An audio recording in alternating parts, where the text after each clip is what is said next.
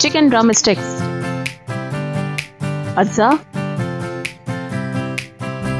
Chicken leg piece आधा kilo, अदरक का पेस्ट 1 चाय का चम्मच, लहसुन का पेस्ट 1 चाय का चम्मच, पिसी हुई लाल मिर्च 1 चाय का चम्मच, नमक 1 चाय का चम्मच या हस्ब जायका, काली मिर्च पाउडर 1 चाय का चम्मच, नींबू का रस 2 चाय का चम्मच।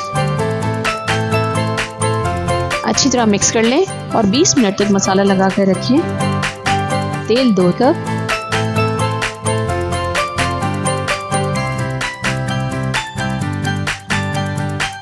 गोल्डन ब्राउन होने तक फ्राई करें।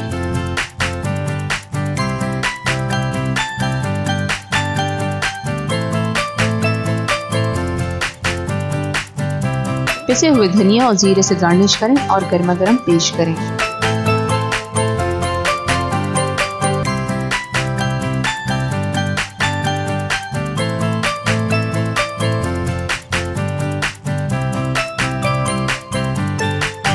Brown tomato, like and subscribe.